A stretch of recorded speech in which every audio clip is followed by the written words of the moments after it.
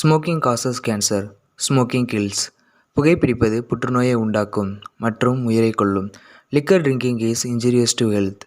மது அருந்துதல் உடல்நலத்திற்கு கேடு விளைவிப்பதாகும்.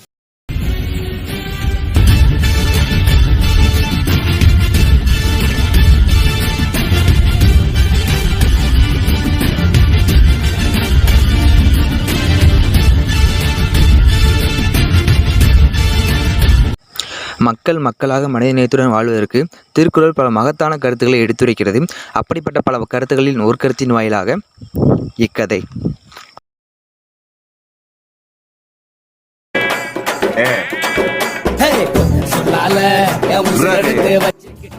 கரும்பத்து ஆஃப் பண்றா, சும்மா சும்மா போட்டு ஆடிக்கிட்டு போய் சாப்பாடு எடுத்து விடா. சரிப்பா.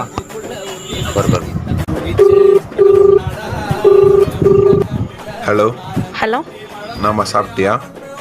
இல்லைப்பா, டியூட்டி போயிட்டுருக்கு. டியூட்டி முடிச்சுட்டு ஹோட்டலில் போய் சாப்பிட்ணும். இவ்வளோ நேரம் சாப்பிடாம இருந்தால் வயிறு என்னத்துக்குமா ஆகுறது? போய் சாப்பிடு. போகிறப்ப தனியாக போகாத, யாரா கூட துணை கூட்டு போ, சரியா? சரிங்கப்பா. நீங்கள் சாப்பிட்டீங்களா? இந்த தம்பி சாப்பாடு எடுத்து வச்சுட்டு இருக்கான், சாப்பிட போகிறோம். கணேஷ் மாமா ஒரு பையன் சொன்னார், பையன் நல்ல பையன், ஒழுக்கமான ஆள்னு சொன்னாங்க. பா, உங்களுக்கு எத்தனை தடவை சொல்கிறது? நான் இப்போ தான் MBBS முடிச்சிருக்கேன், அடுத்து MD படிச்சுட்ருக்கேன். அதுக்கப்புறம் தம்பியை வேறு படிக்க வைக்கணும். இதுக்கிடையில் கல்யாணத்தை பற்றி பேசாதீங்கன்னு எத்தனை தடவை சொல்லியிருக்கேன். இனிமேல் கல்யாணத்தை பற்றி பேசாதீங்கப்பா. சரி, ஓகேப்பா, ஓ விருப்பம். சரிங்கப்பா, சாப்பிட்டு டேப்லெட் போட்டு தூங்குங்க.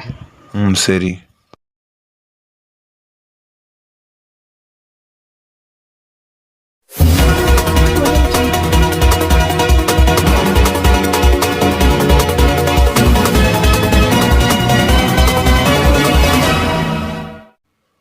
இன்றைய செய்திகள். GKP மில்லில் அரசு மருத்துவமனையை சார்ந்த மாணவியின் சடலம் கிடைக்கப்பட்டுள்ளது அந்த ஊர் மக்களிடையே பதட்டத்தை ஏற்படுத்தியுள்ளது. சம்பவம் நடந்த இடத்திற்கு போலீசார் விரைந்து சென்று விசாரணையை மேற்கொண்டு வருகின்றனர். இப்போ நீங்கள் என்ன பண்ணுறீங்கன்னா, இப்போ ரோட்டில் CCTV கேமரா செக் பண்ணி எடுத்துட்டு வாங்க. மித்ரன். Yes sir. என்னாச்சு சார்? இது அந்த பொண்ணோட ஐடி, பேர் ரியா. பக்கத்தில் இருக்க கவர்மெண்ட் காலேஜில் MBBS முடிச்சுட்டு MD பண்ணிட்டு இருக்காங்க. காலையில் சரி 5:45 போல மில்லு ஓப்பன் பண்ணுறப்போ இவங்க பாடியை பார்த்தோன்னே அதிர்ச்சியாகி நம்மளுக்கு ஃபோன் பண்ணியிருக்காங்க. பொண்ணோட ஃபேமிலிக்கெலாம் சொல்லியாச்சா? சொல்லியாச்சு சார். அப்புறம் பாடி வந்து போஸ்ட்மார்ட்டம் ரிப்போர்ட்காக அனுப்பியிருக்கோம். யார் பாடியை ஃபஸ்ட்டு பார்த்தது? இதோ அவர் தான் சார்.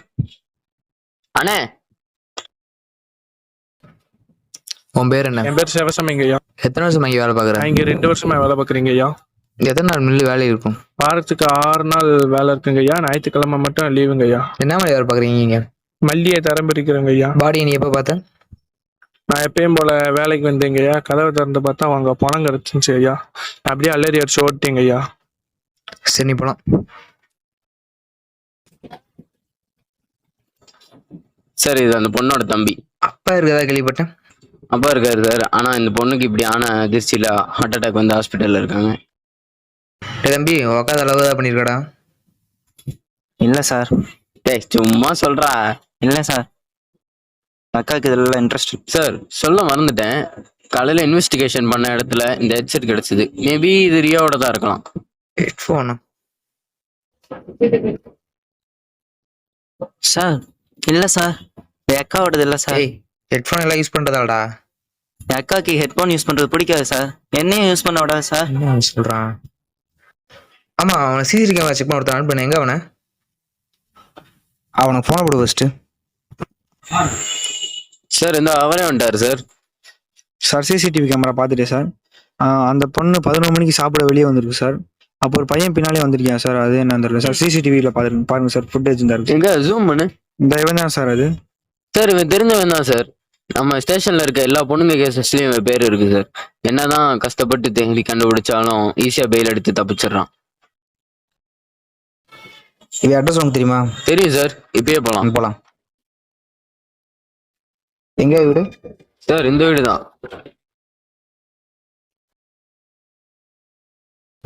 இந்த செருப்புல என்னமோ இருக்க மாதிரி இருக்கு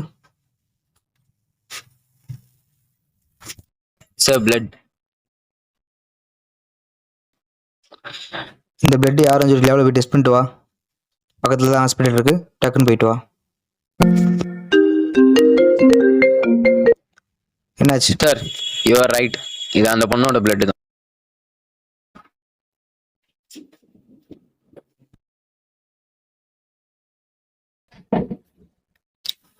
போகலாமா?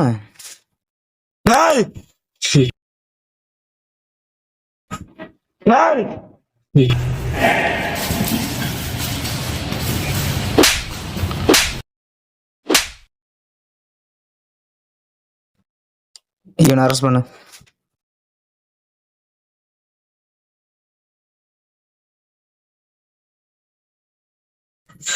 என்ன பிடிச்சிட்டா எல்லாம் முடிஞ்சு நினைச்சிட்டியா?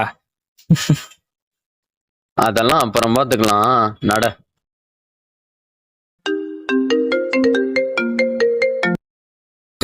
ஹலோ சார், நான் டாக்டர் பேசுறேன். சொல்லுங்க டாக்டர்.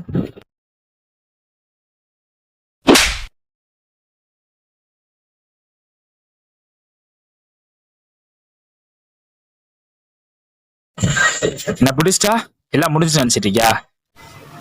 ஒழுக்க முறையாக உங்களோட சேர்ந்து எத்தனை பேர் செஞ்சாங்க யார் யாருன்னு சொல்லிட்டேன்னா நீ இதுலேருந்து தப்பிச்சிடலாம். சொல்ல முடியாது. அப்போ யாராலையும் காப்பாற்ற முடியாது. என்ன விட்டுரு. அது எப்படி?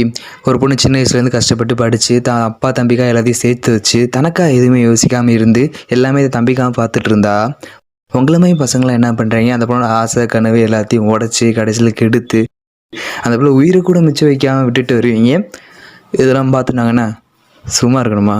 அதுக்கு அவனும் சீக்கிரம் அவனை விட மாட்டேன். அந்த பிள்ளைய எப்படி அணுவா சித்திராத பண்ணி நீ கொன்னியோ அதை விட டபுள் மடங்கா. என்ன பண்ண போற?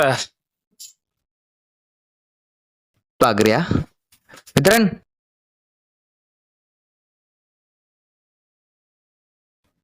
இவங்களாம் யாரும் தெரியுதா? இவனால நிறைய பொண்ணுங்க அஃப்டா இருக்கா சொன்ன நீ. ஆமாம் சார். அவங்க அட்ரஸ்லாம் அவனுக்கு தெரியுமா? ஸ்டேஷன் ஃபைல்ஸில் இருக்கும். இப்போ நீ என்ன பண்ணுறனா அந்த ஃபைலை பார்த்து அதில் இருக்க பொண்ணுங்க எல்லாரையுமே நான் சொல்கிற இடத்துக்கு நீ கூப்பிட்டு வர, சரியா? உன்னால் பாதிக்கப்பட்ட பொண்ணுங்க இவன் உங்களுக்கு பண்ணதாலும் நான் சொல்லி தான் உங்களுக்கு தெரியணும். இல்லை இவன் உங்கள் முன்னாடி தான் சாகணும்.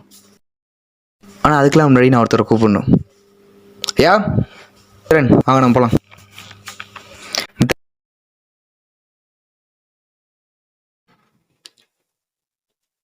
ஏன்டா இப்படி பண்ண? என் பிள்ளை எப்படி வளர்த்துன்னு தெரியுமா? இப்போ நான் நினச்சா கூட உன்னை கொல்ல முடியும், ஆனால் கொல்ல மாட்டேன். கொன்ன உனக்கு எனக்கு என்ன வித்தியாசம்?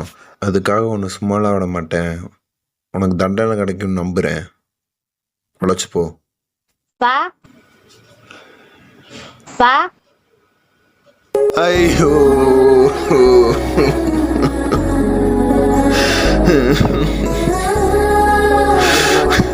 தம்பி நல்லா பாத்துக்கோங்கப்பா.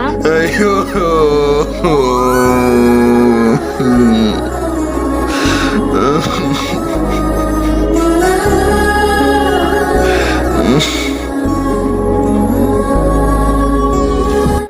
திருக்குறள் அதிகாரம் 32 குறள் எண் 312.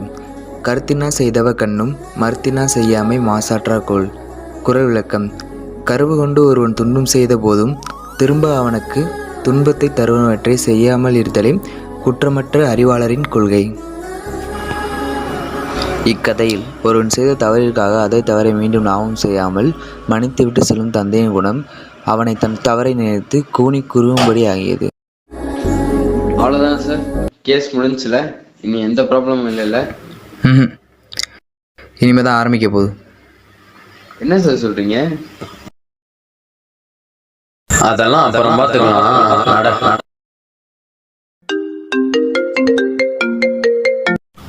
ஹலோ சார், நான் டாக்டர் பேசுறேன். சொல்லுங்கள் டாக்டர். நீங்க ஒரு பாடி போஸ்ட்மார்ட்டத்துக்கு அனுப்பியிருந்தீங்களா? ஆமாம் டாக்டர், தான் அந்த கேஸை பிடிச்சோம். கேஸ் முடிஞ்சுச்சு. இல்லை சார், அந்த பொண்ணோட ப்ரைவேட் பிளேஸில் 180 செமன் ஸ்பேம் இருக்குது. இல்லை புரியல. ஒரு பையனுக்கு 40 செமன் ஸ்பேம் தான் மேக்ஸிமம் வரும். ஆனால் சார் இந்த பொண்ணோட பாடியில் 180 செமன் ஸ்பேம் இருக்குது.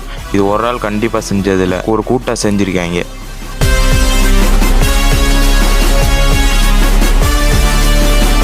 நான் பிடிச்சிட்டா எல்லாம் முடிஞ்சு நினச்சிட்டியா? இது ஒரு ஆள் கண்டிப்பாக செஞ்சதில்லை, ஒரு சொல்ல முடியாது.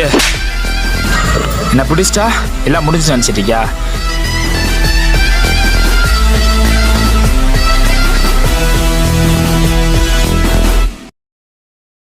இந்த ஷார்ட் ஃபிலிம் பார்த்ததுக்கு அப்புறமா எல்லாருக்குமே ஒரு புரிதல் வந்திருக்கும்னு நினைக்கிறேன். இதில் அந்த வில்லன் அப்படி பண்ணுறதுக்கு எதுவாக காரணமாக்கும் நீங்கள் நினைக்கிறீங்க? First of all social media. நான் ஏன் இப்படி சொல்கிறேன்னா, ஒரு 10th படித்து முடிச்ச ஒரு பொண்ணு ஸ்டேட்லேயே ஃபஸ்ட் லெவல் மார்க் வாங்குறாங்க. அப்போ தாங்க மார்க்கோட தான் ஃபோட்டோவை சேர்த்து சோஷியல் மீடியாவில் போடுறாங்க. அப்போ நிறையா பேர் அந்த பொண்ணை என்கரேஜ் பண்ணுறாங்க, பாராட்டுறாங்க, அதெல்லாம் ஓகே. பட் கொஞ்சம் சில பேர் அந்த பொண்ணு மூஞ்சியில் கொஞ்சம் முடியாக இருக்கிறத பார்த்துட்டு, இதை நான் பொண்ணு மூஞ்சியில் முடியாக இருக்குது, பார்க்குறதுக்கு பொண்ணு மாதிரியே இல்லை அப்படின்னு சொல்லிட்டு கேவலமாக அந்த பொண்ணை பாடி ஷேமிங் பண்ணுறாங்க. நம்ம ஹிஸ்ட்ரியே எடுத்து பார்த்தாலும் கிளியோபட்ரானா நீங்கள் என்ன சொல்லுவீங்க? அவங்க ஒரு அழகான பெண்மணிப்பா அப்படின்னு சொல்லுவீங்க. ஆனால் நமக்கு தெரியாத இன்னொரு விஷயம் இருக்குது. எகிப்து மொழியை கற்றுக்கிட்டு எகிப்து மக்கள்கிட்ட முதல்ல பேசின பெண்மணி அவங்க மட்டும்தான். அது மட்டும் இல்லாமல் கெமிஸ்ட்ரியில் எக்ஸ்பர்ட்டாக இருந்திருக்காங்க, லா படிச்சிருக்காங்க, மிலிட்ரி திறம் கற்றுட்டு இருந்திருக்காங்க. இவ்வளோ விஷயம் இருந்தோம் நம்ம இன்னும் அவங்களோட எதை பற்றி பேசுகிறோம்னா அழகை பற்றி தான் பேசுகிறோம். இப்படி பொண்ணுங்களோட அழகை பற்றி பேசாமல் எப்போ அவங்க திறமையை பற்றி பேசுகிறோமோ அப்போ தான் இந்த மாதிரி பேசுகிறதுக்கெலாம் முடிவு வரும்னு நான் நினைக்கிறேன். அப்புறம் இந்த சம்பவம் நடந்ததுக்கப்புறம் நிறையா பொண்ணுங்க வீட்டில் அந்த பொண்ணுங்களை வெளியே அனுப்பவோ, வேலைக்கு அனுப்பவோ, படிக்க அனுப்பவோ பயந்தாங்க. ஏன்னா தங்க பொண்ணுக்கும் இப்படி ஆயிருமோ சொல்லிட்டு எல்லா பேரண்ட்ஸுக்கும் பயம் இருக்கும் பார்த்தீங்களா? அந்தமாதிரி அவங்களுக்கும் பயம் இருந்துச்சு. அவங்களுக்குலாம் ஒன்றே ஒன்று மட்டும் சொல்லிக்கிறேன். இந்த மாதிரி பொண்ணுங்களை தவறான கண்ணோட்டத்தில் பார்க்குற இந்த மாதிரி பசங்க இருக்க இந்த உலகத்துலேயும் பொண்ணுங்களை இன்னமும் கடவுளாக பார்க்குற எங்களை மாதிரி பசங்களும் இருந்துட்டு தான் இருக்கும். எதுக்கும் பயப்படாதீங்க, தைரியமாக இருங்க.